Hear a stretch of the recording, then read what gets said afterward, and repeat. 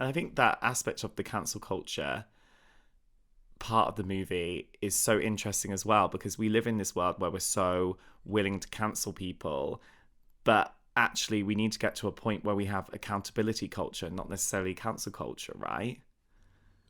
I love that. Absolutely.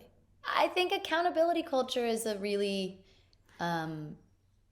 smart and awesome way of phrasing it. I think cancel culture, it's not that it's new, right? We've always done this as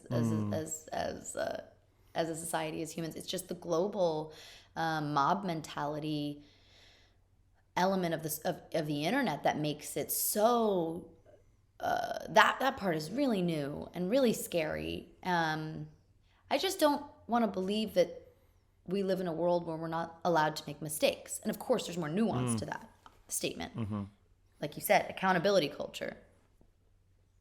Like, people should be held accountable, but I believe in redemption. I do believe in redemption, though this character, like it says in the movie, doesn't have a redemption arc. It's so true. And I think that it also, like you were saying, when you boil it down, the real subject matter of this is loneliness. And we do live in a world where we are very scared about talking about our lonely moments, when we felt lonely. How interesting was it for you as a person to explore that concept of loneliness and also reflect on the times where you've maybe felt lonely as well? Because we've all had those moments, but we're almost so scared of ever saying that we've had them. I don't know. I feel like the times that I was loneliest in my life, I wasn't aware that was what was really causing me the most pain. And loneliness doesn't have to mean that you're entirely alone. You know, it can mean that you're with people that aren't serving you, that aren't maybe meant to be in your life in that way.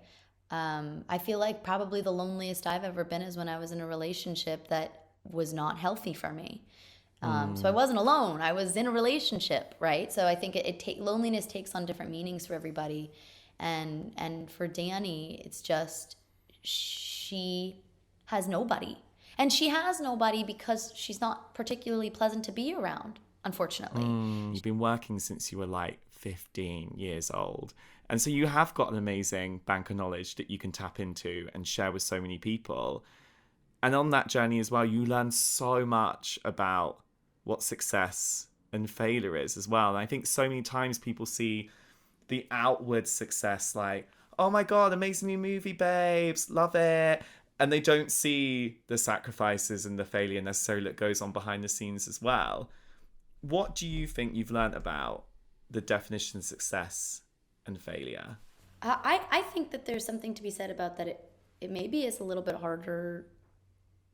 Not that I've experienced this, but when I watch my peers experience this, I think it can. There's something to be said about the fact that it could be spiritually more painful to succeed than to fail, which I don't think people want or like to believe, because people look at people who have quote unquote success and they go, they have it all, and how lucky are they, and they don't deserve to complain, and da-da-da-da-da. And I think spiritually it takes a real toll on, maybe I can't handle that. And I don't know, but I certainly see it with my peers, and I see how painful it is, and I see how confusing it is, and I see how unsustainable it is if you don't have a whole lot of tools in your toolbox. So that's something that I think is a very difficult thing to explain to people. I know you've talked to a lot of people who have had a lot of success, and maybe they wouldn't feel comfortable saying that because they've had that, but I feel like I can because I've watched my friends experience it. And it's the reason it's difficult is, again, because people don't want to feel sorry for people that are successful. They don't want to feel sorry for people that have what to them they think is everything. But I very rarely have spoken to people who have experienced massive amounts of success and said at the height of their success or quote unquote fame, they were happy. Most of them will say they were the least happy when they experienced the most success. For me, is you learn so much more from your failures than your successes. You just do. And character is not revealed in good times, it's revealed in bad times, right? So you show up and you and you show yourself in those moments. And it's a real moment and a real opportunity for growth and exploration if you're able to see it as that. Or you can sulk and feel sorry for yourself, and that maybe there's value in that too. Who knows? You don't know until there's foresight. You can like step back and look at what's happened. Is there a failure that you felt like was a failure at the time that actually, in retrospect, has been a super empowering one for you? Yeah, definitely. Definitely. I did a movie when I was 18 or something called Vampire Academy that was not a box office success or a critical success, and it was really painful, and I was really scared, and I worked really, really hard on it, and I was really young. But with time, I've found so much gratitude for the experience and love for the people that I worked with, and value in that, in it not turning out the way that maybe people had hoped it would. There are little things like I did a lot of stunt training for it, and now I feel like I can audition for superhero movies and totally know I can rise to the occasion because I've had that. And then there are bigger, more internal things like your world doesn't end when the expectation doesn't meet the reality. And the only difference between people who continue to work and those who don't are people who just keep going, and people who just keep on keeping on. I think there's so much what you just said in there is so powerful.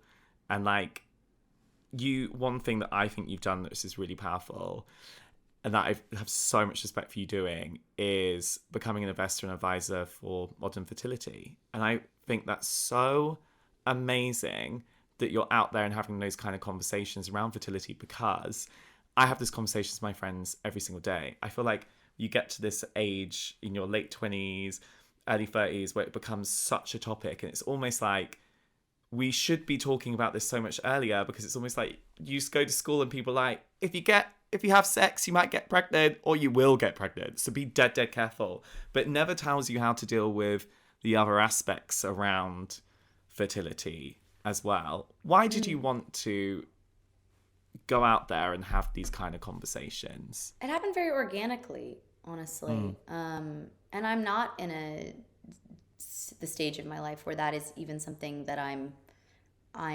personally trying to. I'm not at the stage where I'm looking to have kids, but so many of my friends are, and I believe that the last frontier of equality, like last real frontier of equality, is like that is never discussed, is fertility and access to fertility and conversations about fertility. They're very taboo and uncomfortable, and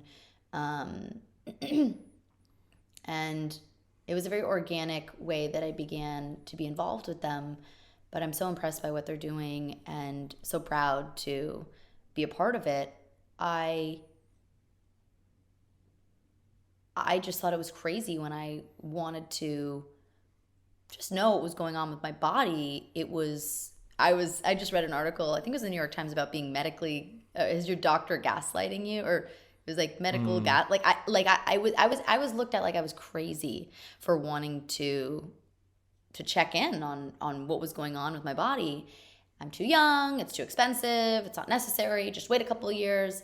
And then when I heard that there was this FDA approved $100 and something kit that could give you a scope, a brief scope and understanding of what's happening with you, I thought, how do people not know about this? It's such an amazing tool, and I was just in awe of them and what they're doing. And there's so much more that they are doing, and I'm excited for it to come out.